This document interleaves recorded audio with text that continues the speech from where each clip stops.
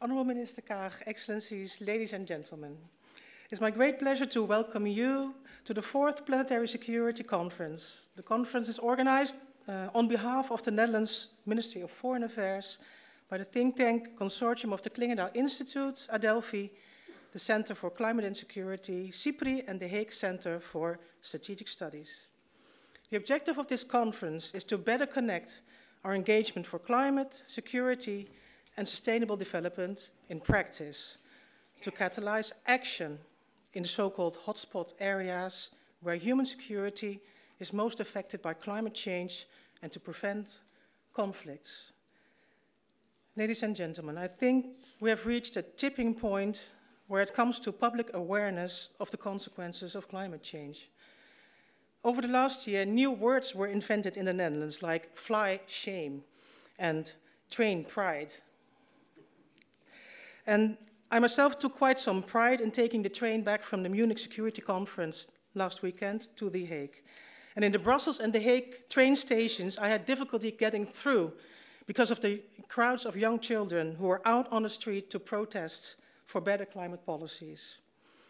Pew Research, in its latest 26 countries study, found that climate change is now seen as the top global threats by the people they interviewed in these 26 countries. And for the first time, these public concerns resonated in the statements of the leaders gathered at the Munich Security Conference last weekend.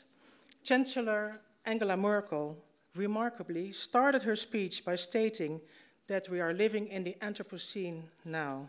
That is, we live in an age created by man in which the traces of man, like climate change, penetrate so deeply into the earth and atmosphere that it will deeply affect next generations.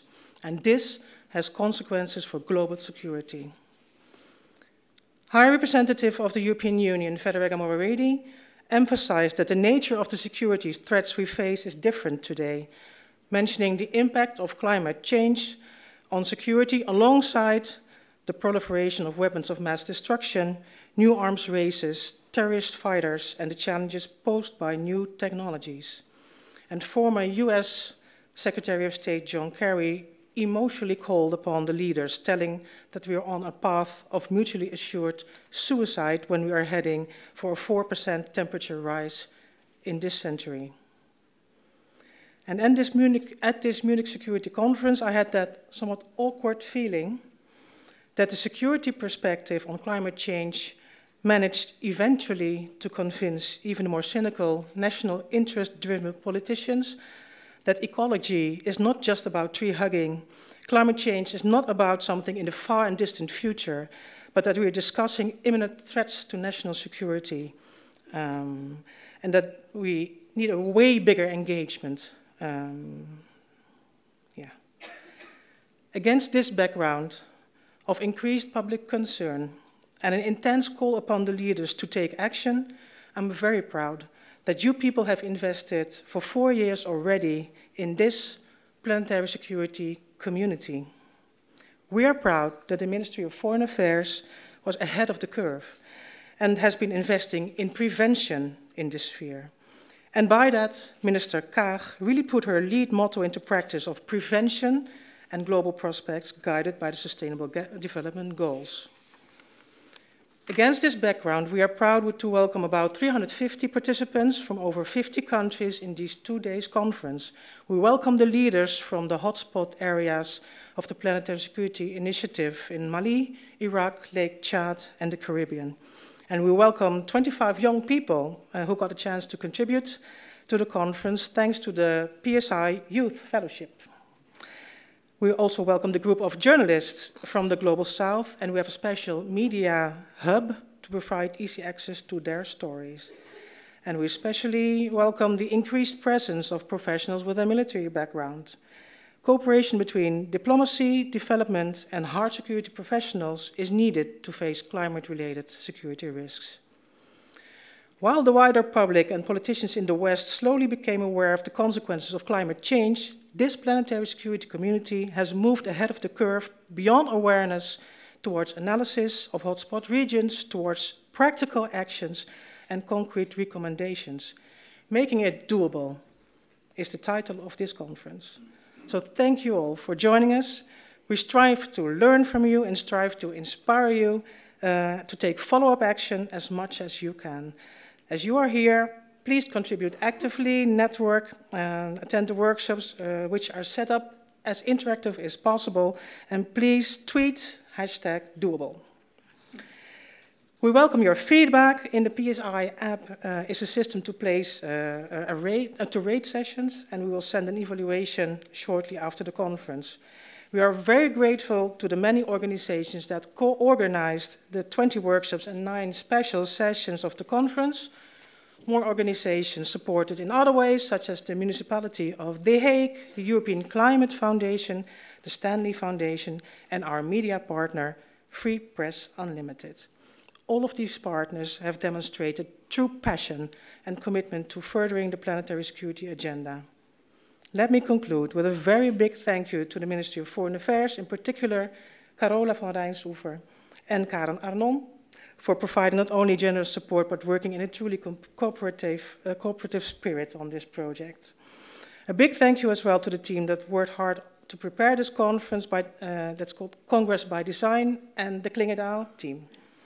I would like to ask you for a big round of applause for all of them and give the floor to our moderator of this morning, Peter Schwartzstein from the Center for Climate and Security. Thank you.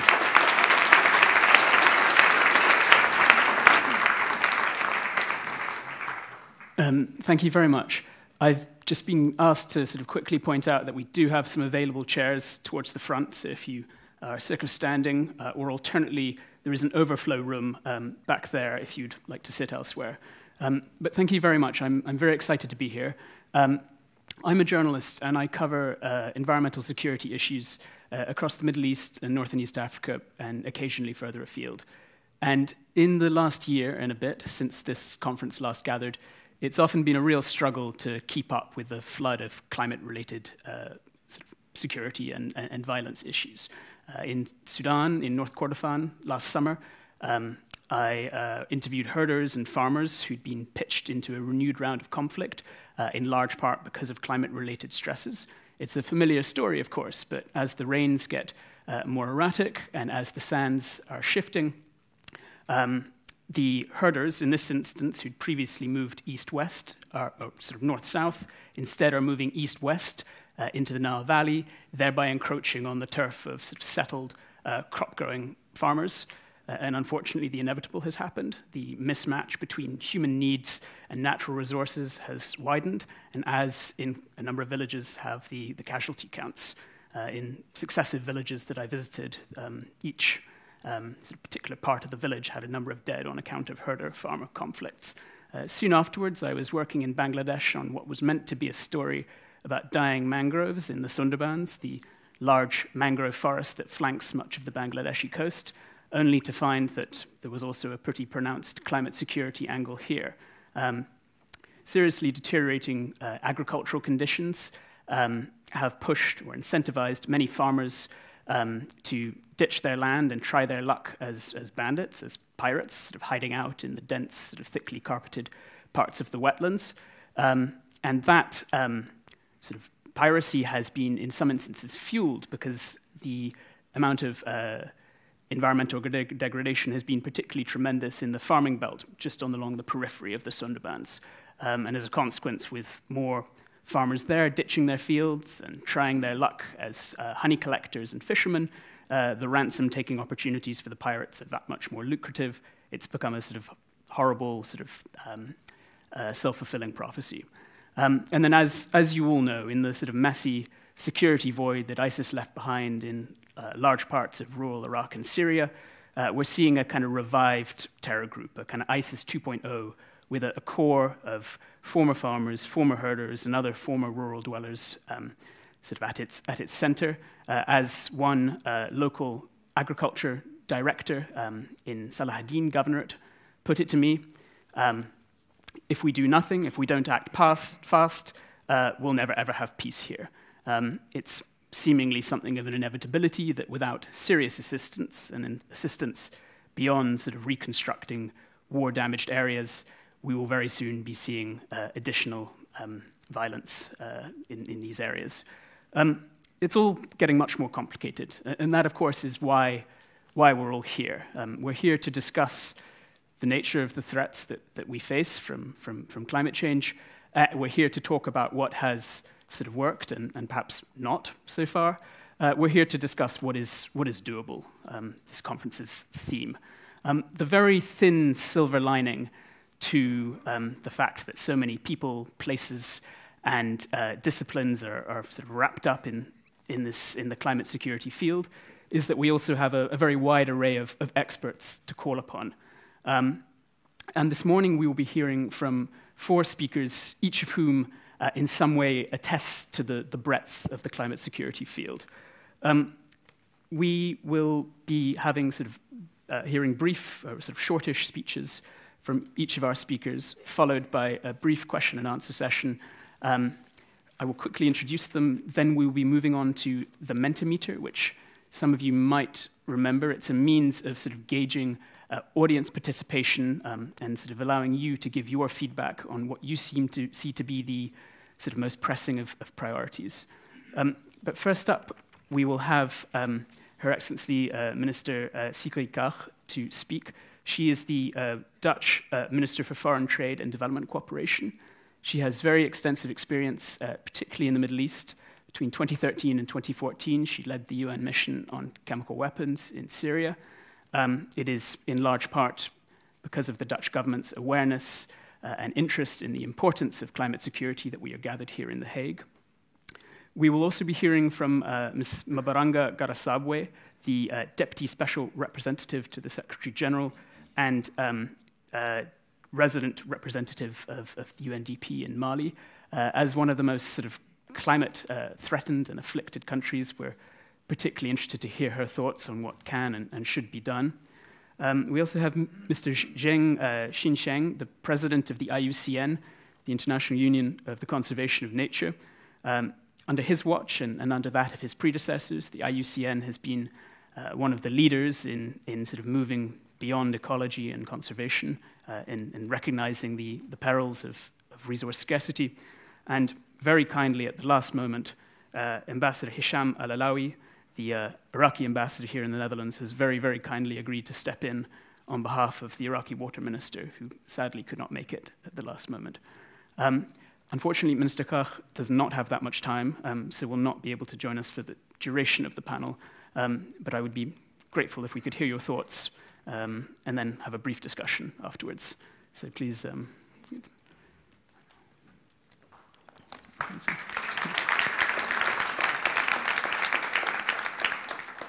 Thank you very much. I'm delighted to be here. Good morning, Excellencies, ladies and gentlemen. It's, I think, on behalf of the government of the Kingdom of the Netherlands, a warm welcome again to The Hague, city of peace and justice, and of course to the Planetary Security Conference.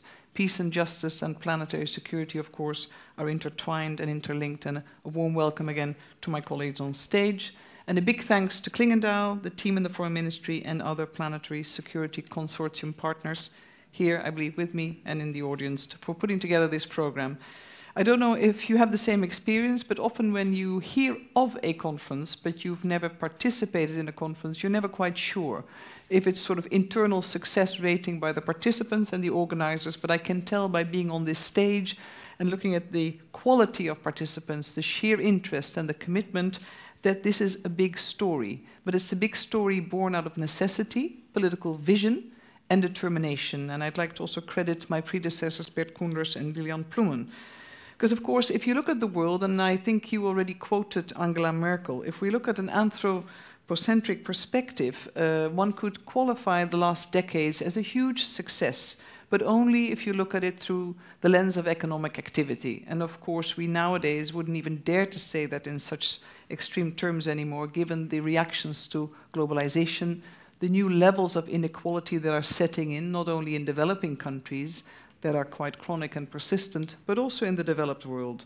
But one thing unites all flanks on the political spectrum is the impact, the negative impact of our activity on Earth systems. That perspective, I think, is coming through loud and clear also through the conference.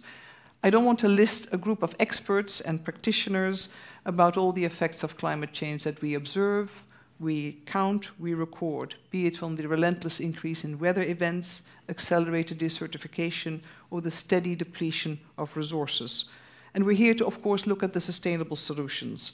Now, be it, and I think there'll be a sort of an effective list of what I know you'll be discussing in your workshops, the improving ways to enhance collaboration. How can we share knowledge between the disciplines?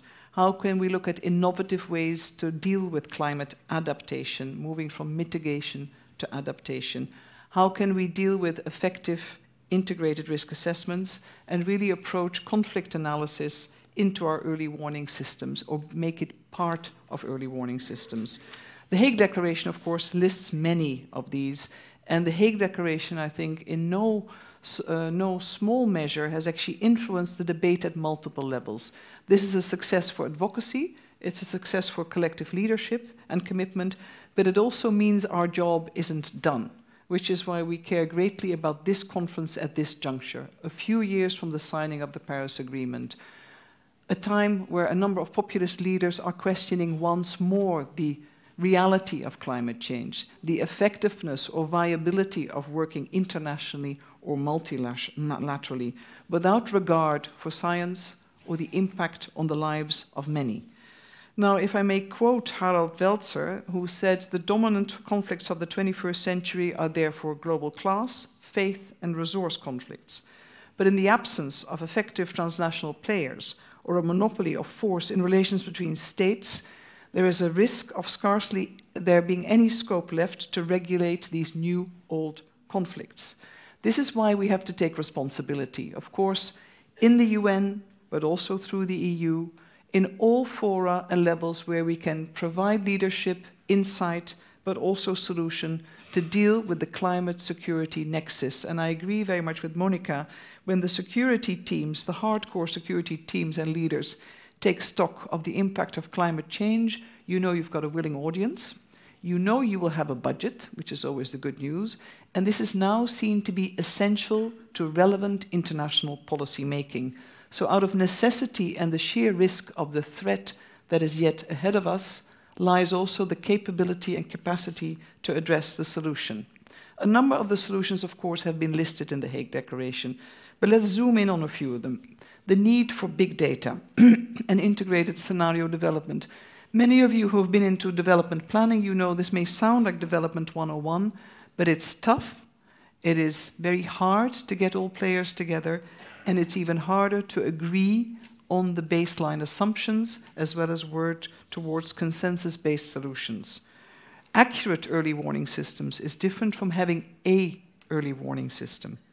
The use of satellites, observation, the capability to observe Earth, of course, and using methods, including artificial intelligence, that can actually convert big data into meaningful information and gather this in databases that provide us with applications. So I know that many of you are in an active search and research community that continuously assess, study environmental and conflict dynamics, drivers of migration and displacement.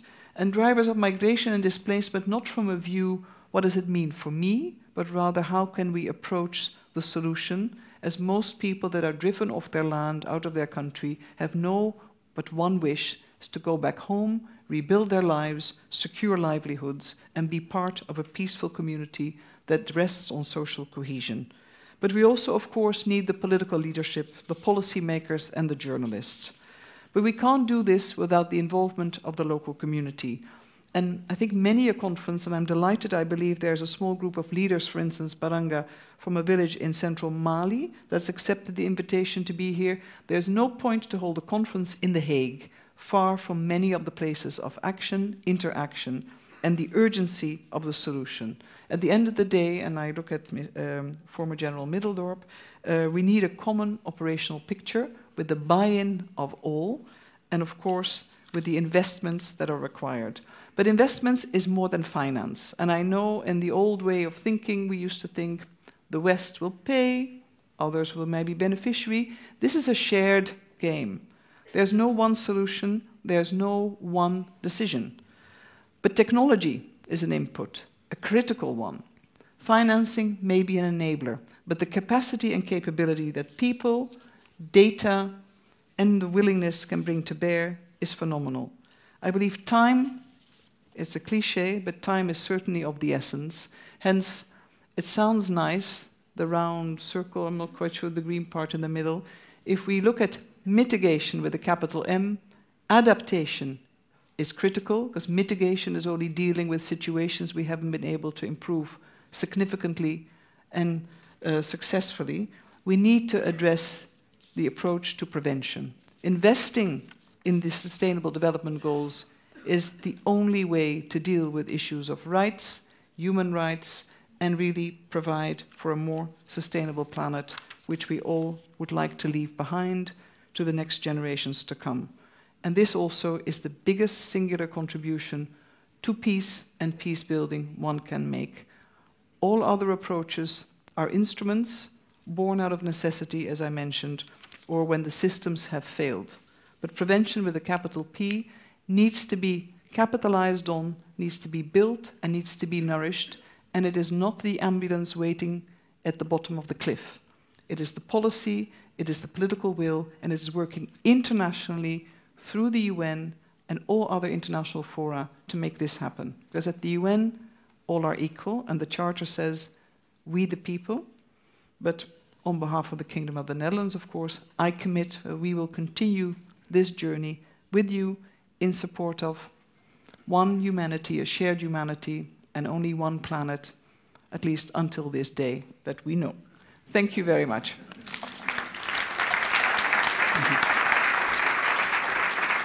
Thank you, Madame. Thank you, Minister Kach.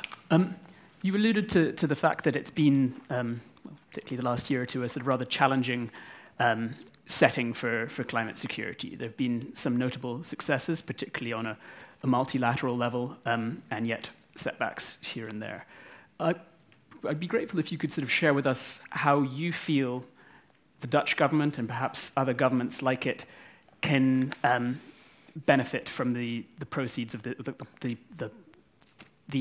from this conference. I mean, what would you hope to see come out of this conference? How can that help the likes of the Dutch government in formulating policy? Well, I think it's at two levels. One of them is at country level, ultimately. Country level, we need to see different coalitions that commit, make their investments through the means that they have, staff, knowledge, data, bring in the private sector to turn around this roller coaster, to change it, to stop it in its track, and of course provide a credible alternative. And that you can only do while working on the ground, in the field. At the same time, the next level, of course, is international policy in all the relevant fora, and using the agency, using political agency that we have with other like-minded countries. And it's no longer the traditional group of countries that coalesce. It is very different types of countries that find common ground around a similar set of challenges. And I think that conviction and that knowledge can bring a very powerful new coalition to bear. Sadly, of course, what we witness is still a consistent erosion of the multilateral system. We are, however, a convinced and a committed multilateral country. We believe in the value of working together on internationally shared and accepted solutions and approaches. If that gets stopped or delayed, we have no time when it comes to climate action. We are keen to deliver on the Paris agreements. We work with many countries on achieving their national determined contributions. So have your pick, but be consistent and use the planetary security outcome, the roadmap, to measure yourself, benchmark. And I think communication is also something that is sometimes undervalued. Communication to bring others on board and showcase success. Because it's easy to say, well, it's all too late anyway, you know, whatever I do, it doesn't really matter, it's up to someone else. That's not an option. Failure is not an option, because we are all doomed if we allow failure. And secondly, it's within reach, particularly with the technology, the force.